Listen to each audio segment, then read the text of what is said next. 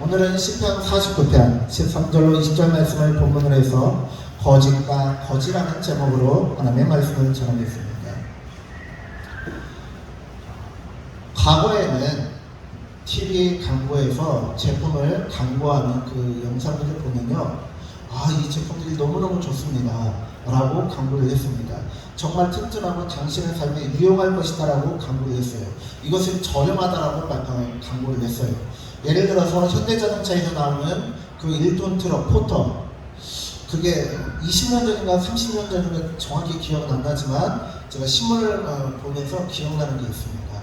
뭐냐면 포터를 이제 신문에 전면 광고를 하면서 뭐라고 광고하냐면 동급 체감, 저렴하고 이 같은 1톤 트럭 중에서 가장 튼튼하고 가장 좋다라는 거예요.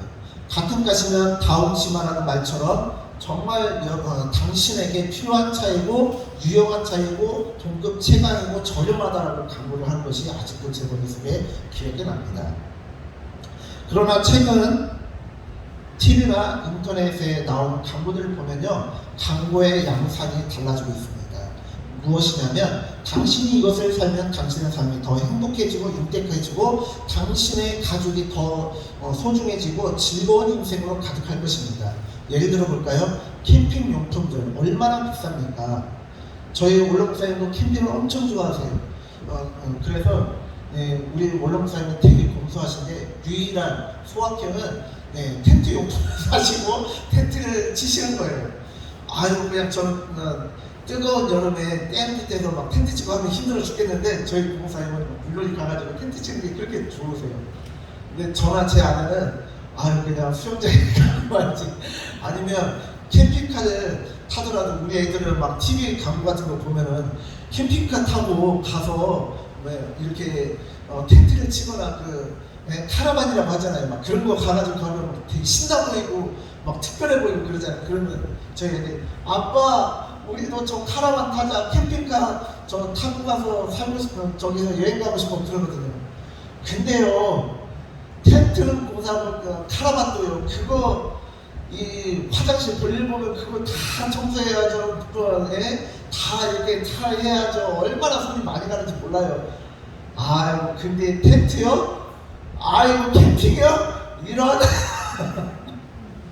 근데 광고에서는 캠핑 용품을 발음도 안 돼, 별로 안 좋아하니까 캠핑 용품을 사서 산으로, 들로, 강으로, 바다로 캠핑을 가고 가족들과 함께 소중한 추억을 쌓고하면 당신의 삶이 더 풍족해질 것이고 가족들 간의 관계가 더 좋아질 것이고 소중한 추억을 쌓을 것이고 그로 인해 당신은 더 행복해질 것입니다. TV는 어떻습니까? 과거에는요, TV란다. 집은요, 아파트 광고들을 보면요, 과거에는 정말 무슨 역세권이니 무슨 집이 얼마나 편리한 구조로 되어 있니 가격은 어떤 것이니 그런 것이 나오지만요, 요즘 광고를 유난히 보세요. 요즘 광고들을 보면요, 당신이 이 집을 사면 행복을 사는 것입니다 라는 식으로 광고를 해요. 제 말이 맞아요, 틀려요? 맞아요.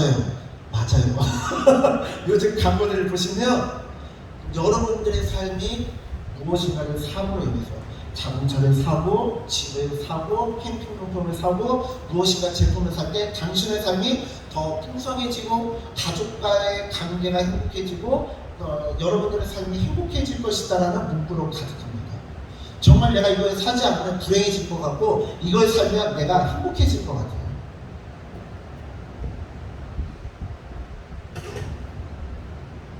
그러나 우리 눈에 보이는 재물들과 물질은요, 그저 한순간의 기쁨에 그치고 한순간의 행복에 그칠 뿐입니다.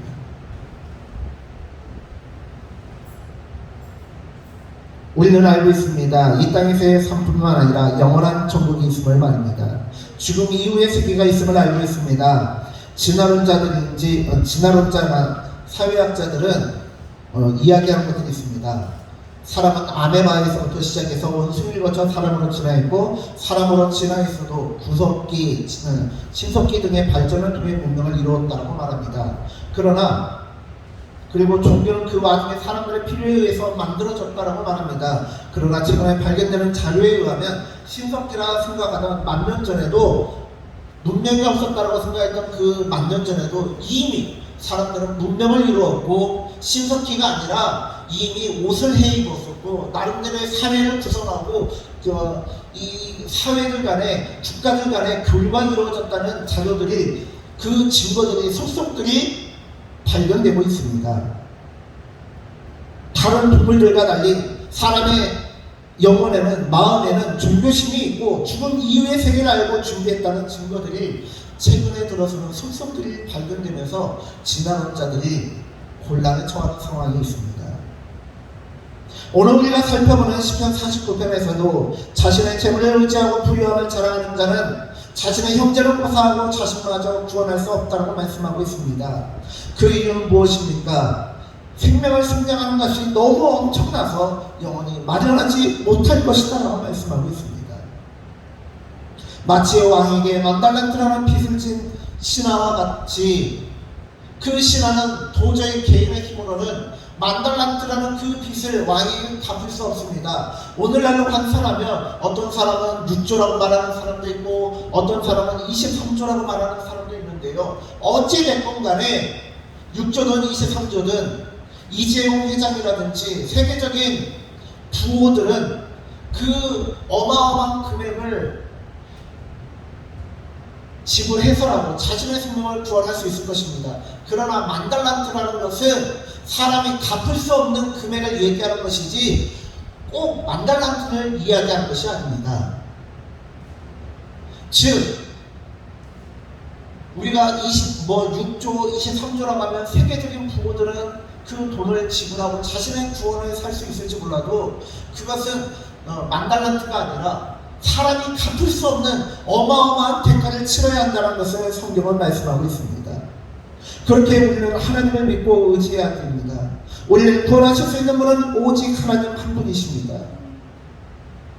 그렇지만 이 간단한 원리를 모르는 사람들이 있습니다. 그들은 하나님을 의지하지 않습니다. 자신의 재물을 의지하고 자신의 주먹을 의지하고 자신의 권력을 의지하고 자기 자신을 의지합니다. 이것을 예수님께서는 이렇게 말씀하십니다. 마태복음 6장 24절 한 사람이 두 주인을 섬기지 못할 것이니 혹 이를 미워하고 저를 사랑하거나 혹 이를 중히 여기고 저를 경히 여깁니다. 너희가 하나님과 재물을 겸하여 섬기지 못하느니라. 한 사람이 두 주인을 섬기지 못한다고 말합니다. 하나님과 재물을 겸하여 섬기지 못한다고 단언하십니다. 그리고 재물이라는 것은 재물이라는 주인, 사람에게 구원을 줄 수 없다고 말씀하고 있습니다. 오직 하나님만 우리에게 구원을 주실 뿐만 아니라 인간을 창조된 목적 그대로 존귀하게 만들어 주십니다. 인간을 구성하고 있는 물질적인 것들, 그 물질적인 구성 요소는 무엇이다라고 성경은 말씀하고 있습니까? 먼지, 티끌이다라고 말하고 있습니다. 눈에 보이지도 않는 그 티끌이 인간의 본질이다라고 말씀하고 있습니다. 사람이 죽으면 화장을 합니다. 그러면 사람은요 한 줌의 티끌로 변해버립니다. 한 줌의 티끌로 변한 사람을 유골 안에 담을 뿐이에요. 화장을 하지 않고 자연장으로 매장을 한다 할지라도 마찬가지입니다. 50년이 지나고 100년이 지난 그 무덤을 파헤치고 이장을 할 때 그 무덤을 파헤치고 보면요 하얗게 백도로 변해있는 것을 종종 발견하게 된다고 합니다.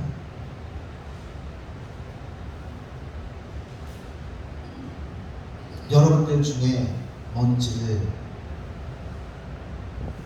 값비싸게 값어치를 매겨서 사는 사람이 있으십니까? 오히려 내다 버릴지언정 그 먼지를 쌓아두고 사는 사람이 있습니까? 아니요, 아무도 없습니다. 아무짝에도 쓸데가 없기 때문에 그렇습니다. 아무런 가치가 없기 때문에 그렇습니다. 그러나 그렇게 가장 하잘것없는 인간에게 하나님의 생명과 사랑을 담기자 이 세상에서 가장 존귀한 존재로 재탄생하게 된 것입니다. 예술 용어 중에 오브제라는 단어가 있습니다. 이것은 평범한 자연 속의 물질들, 즉 나뭇가지나 나뭇잎 아니면 우리 주변에 있는 흔한 사물들을 가지고 예술작품으로 만드는 것인데요. 오브제라는 것은 프랑스어입니다. 그런데 문학적인, 예술적인 용어로, 철학적인 용어로 사용이 되는데요. 여기 사진이 보이십니까? 왼쪽에는 고무신이 있고 오른쪽에는 남자들이 화장실에서 사용하는 소변기입니다. 저것이 무슨 의미가 있습니까? 아무짝에도 쓸모가 없어요. 그러나 저 낡아 빠지고 구멍이 뚫린 고무신이라 할지라도 작가가 저 고무신을 가지고 작가의 의중을 담고 뜻을 담고 정성을 쏟았을 때 아무것도 아닌 저 보잘것없는 고무신은 예술작품으로 거듭나서 몇십만원, 몇백만원, 몇천만원, 몇억에 달하는 정말 값비싼 예술작품으로 거듭나게 되는 거예요.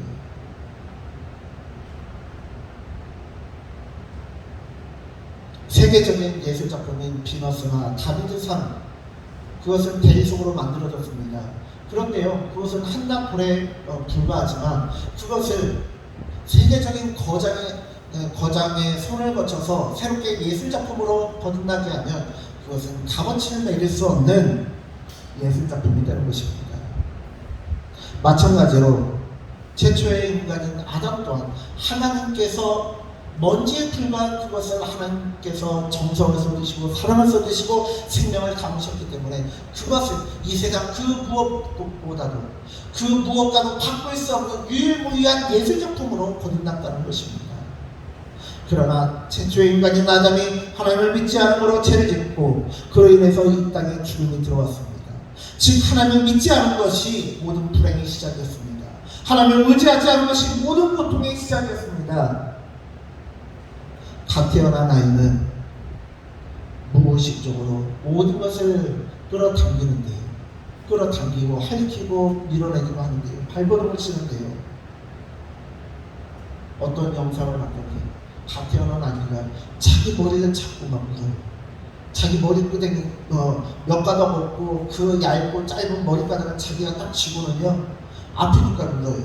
그리고 아프니까 더 세게 잡아당겨요. 그리고 더 크게 물어요. 계속 반복되는 거예요. 그런 것처럼 무엇이 자기를 아프게 하는지도 모르는 채 사람들은 갓 태어난 아기와 같이 영적인 눈이 감겨있고 영적인 귀가 닫혀있고 영적인 소경과 같기 때문에 자신을 구원하지 못할 재물을 의지하고 자신을 구원하지 못할 우상을 의지하는 것을 보게 됩니다. 소경이 소경을 인도하면 함께 구렁텅이에 빠질 뿐이다라고 성경은 말씀하고 있습니다. 마찬가지로 멸망이 예정되어 있는 우상을 의지하다가 재물을 의지하다가 같이 멸망의 구렁텅이로 빠질 뿐입니다. 12절 20, 오늘 본문의 12절 20절 말씀을 살펴보겠습니다. 함께 합독합니다. 사람은 존귀하나 장구하지 못하며 멸망하는 짐승 같도다. 존귀하나 깨닫지 못하는 사람은 멸망하는 짐승 같도다. 사람은 어떠한 존재라고 말씀하고 있습니까? 존귀한 존재다라고 말씀하고 있습니다. 존귀한 존재다라고 말씀하고 있는데요. 사람은 존귀한 존재다라고 말씀하고 있지만 스스로 그것을 깨닫지 못합니다. 왜요? 하나님을 거부하고 떠났기 때문입니다. 인간은 하나님 안에 거할 때 의미가 있는데 하나님 안에 거하지 않기 때문에 의미가 없고 하나님 앞에 거하지 않기 때문에 존귀하신 하나님의 영광을 받지 못하고 영광을 받아들이지 못하고 생명을 받아들이지 못하기 때문에 가장 비천한 존재로 전락하고 비참한 삶을 살아가는 것입니다.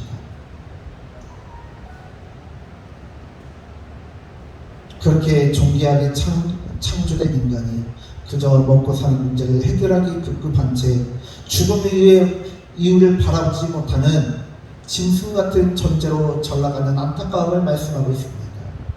하나님께서 우리에게 요구하시는 것이 무엇입니까? 더 많은 헌금을 하라고요? 더 많은 헌신을 하라고요? 아니요. 하나님께서 가장 원하시는 것은 하나님을 전적으로 의지하고 신뢰하라는 것입니다. 하나님을 믿으라는 것입니다. 하나님께서 우리에게 생명을 부어주시고 하나님께서 우리에게 존귀함을 더해주실 분이라는 분이라는 것을 믿고 의지하라는 것입니다.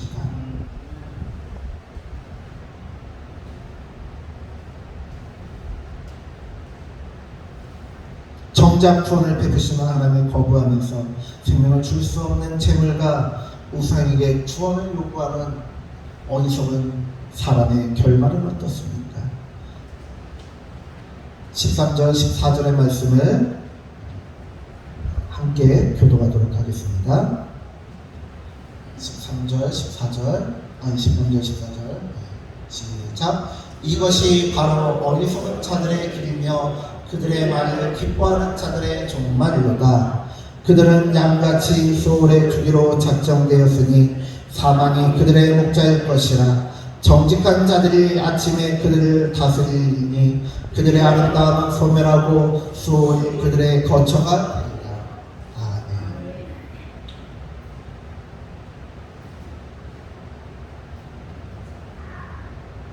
하나님을 거부하는 자가 어리석다라고 말합니다. 왜요? 그 최종 결과가 어리석게 될 것이기 때문에 그렇습니다.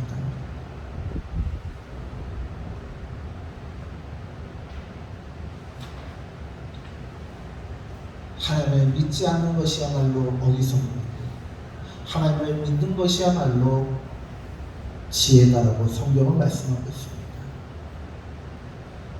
하나님께서 우리를 얼마나 사랑하시는지, 하나님께서 우리를 얼마나 아끼시는지, 우리를 세굴라, 즉 가장 귀한 보배다라고 말씀하고 있습니다. 세굴라는 무엇이다라고 제가 설명드렸습니다. 그 집에서 가장 귀중한 것입니다. 그러면 안 되지만 이번처럼 홍수가 났을 때 한시가 급박한 상황에 집에 들어가서 딱 한 가지만 가지고 나올 수 있다라고 했을 때 반드시 챙겨야 될 그것을 바로 세굴라라고 합니다.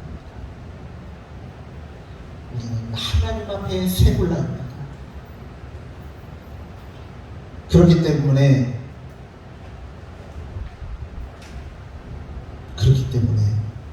하나님께서는 우리에게 크신 은혜를 베풀어 주시는데요.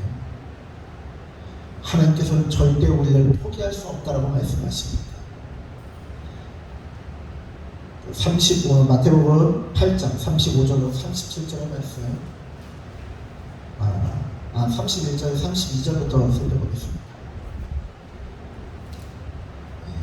넘겨주세요. 31절 말씀을 함께 합독하겠습니다. 그런즉 이 일에 대하여 우리가 무슨 말을 하리요? 만일 하나님이 우리를 위하시면 누가 우리를 대적하리요? 자기 아들을 아끼지 아니하시고 우리 모든 사람을 위하여 내주신다. 어찌 그 아들과 함께 모든 것을 우리에게 주시지 아니하겠느냐? 인간에게 생명을 주시고 또다시 구원을 주신 하나님께서 우리를 절대 포기하지 않으신다고 말씀하십니다. 33절 34절을 합독하겠습니다. 누가 능히 하나님께서 택하신 자들을 고발하리요? 의롭다 하신 이는 하나님이시니 누가 정죄하리요? 죽으실 뿐 아니라 다시 살아나신 이는 그리스도 예수시니 그는 하나님 우편에 계신 자요 우리를 위하여 간구하시는 자십니다. 예수 그리스도께서 우리를 정결하게 하시고 우리의 죄값을 치르시고 우리를 의인이다라고 칭하여 주셨기 때문에 우리를 참징하는 자, 우리를 정죄하는 자, 사단이 아무리 하나님 앞에 우리를 고소한다 할지라도 죄의 권세가 우리를 주장하지 못한다라는 말입니다. 죄의 권세로 우리가 가둬질 수 없다라는 것입니다. 마태복음 8장 35절의 말씀 앞부분만 함께 합독하겠습니다. 누가 우리를 그리스도의 사랑에서 끊으리요? 여기까지요. 그 누구도 우리를 그리스도의 사랑에서 끊을 수 없다라고 말씀하고 있습니다. 38절로 39절 말씀을 합독하겠습니다. 시작. 내가 확신하노니 사망이나 생명이나 천사들이나 권세자들이나 현재일이나 장래일이나 능력이나 높음이나 깊음이나 다른 어떤 피조물이라도 우리를 우리 주 그리스도 예수 안에 있는 하나님의 사랑에서 끊을 수 없으리라. 아멘. 그 어떤 권세라도 하나님으로부터 인간을 빼앗아갈 수 있는 자는 없습니다. 하나님께서는 절대로 우리를 포기하지 않으시고 절대로 인간의 사랑과 관심을 그 누구와도 나눌 생각이 없으십니다. 이사야 42장 8절에서 하나님은 이렇게 말씀하십니다. 함께 합독합니다. 나는 여호와이니 이는 내 이름이라. 나는 내 영광을 다른 자에게 내 찬송을 우상에게 주지 아니하리라. 왜 그렇습니까? 하나님께서 욕심쟁이라서 그러십니까? 아닙니다. 우리를 사랑하시기 때문에 그렇습니다. 우리가 결혼식을 왜 합니까? 나는 이 여자를 사랑하고 이제 이 여자는 나의 것이요 나는 이 여자의 것이니 그 누구도 나를 건들지 말고 이 여자를 건들지 말라는 것입니다. 사랑해서 결혼했고 부부가 되었고 남편이 되었고 아내가 되었는데 남편을 다른 여자와 공유하는 여자는 없습니다. 내 아내를 다른 남자와 함께 사랑하는 남자는 없습니다. 그것을 욕심쟁이다라고 말하지 않습니다. 그것을 사랑이다라고 말합니다. 이사야 42장 8절의 말씀은 하나님의 능력과 영광을 드러낸과 동시에 하나님의 사랑이 인간을 빼앗기지 않겠다는 선언이십니다. 에스겔서 16장 6절의 말씀을 함께 합독하겠습니다. 시작. 내가 내 곁으로 지나갈 때에 내가 피토성이가 되어 발짓하는 것을 보고 내게 이르기를 너는 피토성이라도 살아있으라. 다시 이르기를 너는 피토성이라도 살아있으라 하고. 아멘. 하나님께서는 피토성이가 될지라도 살아남으라 하십니다.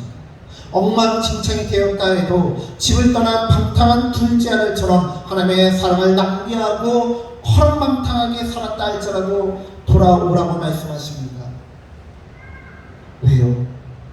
가장 비천한 존재인 인간을 하나님께서 사랑하기로 결정하셨기 때문에 그렇습니다. 가장 존귀한 존재로 만드시겠다라고 결정하셨기 때문에 그렇습니다. 에스겔서 16장 5절의 말씀을 살펴보겠습니다.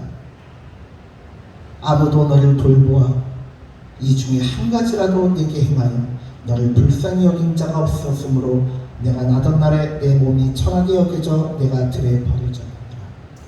그러고 나서 네가 피투성이가 되었다라고 하나님께서는 말씀하고 계십니다. 하나님께서는 인간을 사랑하셔서 마치 부모가 자녀에게 필요한 모든 것을 준비하고 이제 태어날 아이를 위해서 그 모든 것들을 아낌없이 준비하는 것처럼 부족함 없이 준비하는 것처럼 하나님께서는 인간에게 필요한 모든 것을 다 준비하시고 베풀어 주셨습니다. 그러나 인간이 하나님을 떠날 때는 아무런 가치가 없기 때문에 그는 버려집니다. 하나님 안에 거할 때 그는 마치 거부의 재산을 물려받은 둘째 아들처럼 의미가 있지만 하나님의 품을 떠났을 때는 그 모든 재산을 탕진한 둘째 아들과 같이 우리의 가치가 다 사라져버리고 다 소진되어버리고 그 누구도 거들떠보지 않는 비천한 인생이 되어지고 비참한 인생을 살게 되는 것입니다.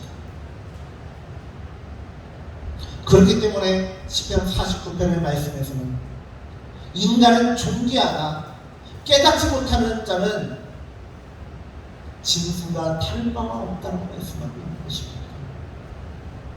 인간은 하나님을 떠나서는 의미가 없는 존재입니다.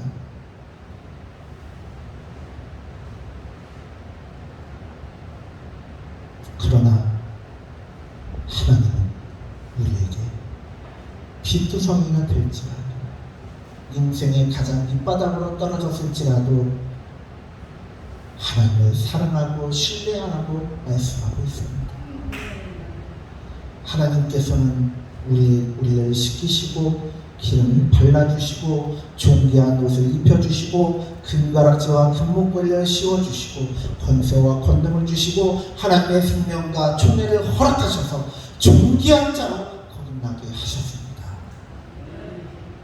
나는 그를 포기하지 않겠다. 그 누구도 그 어떤 권세도 나에게서 너를 빼앗아갈 수 없다라고 말씀하십니다. 내가 할 일은 너 또한 나를 포기하지 마라. 나를 신뢰하는 일을 잊지 말 것이며 나를 사랑하는 일을 잊지 말 것이며 나에게만 영광을 올리는 것을 잊지 마라. 너는 내 것이다라고 말씀하십니다. 거짓된 기쁨과 행복밖에 주지 못하며 오히려 그것을 통해 멸망의 길로 인도하는 거짓된 우상과 재물을 의지하지 말고 거짓 나사로처럼 일시적인 어려움을 겪는다 해도 끝까지 하나님을 믿고 구원을 얻으며 하나님의 존귀한 자녀의 삶을 살아가라고 말씀하고 계십니다.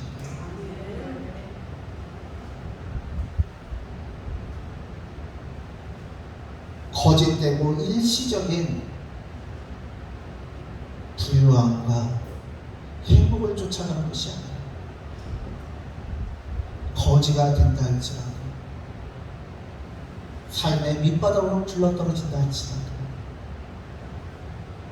하나님을 신뢰하는 길을 선택했으니 그리하여 하나님께서 주시는 복을 마음껏 받아들이고 그 복을 함께 나누는 저와 우리 모든 성도님들 되어지시기를 간절히 축원합니다. 기도하겠습니다.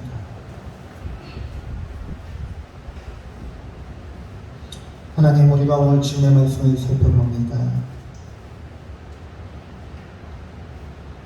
하나님께서 함께하여 주옵시고 하나님께서 우리와 함께하시고 역사하셔서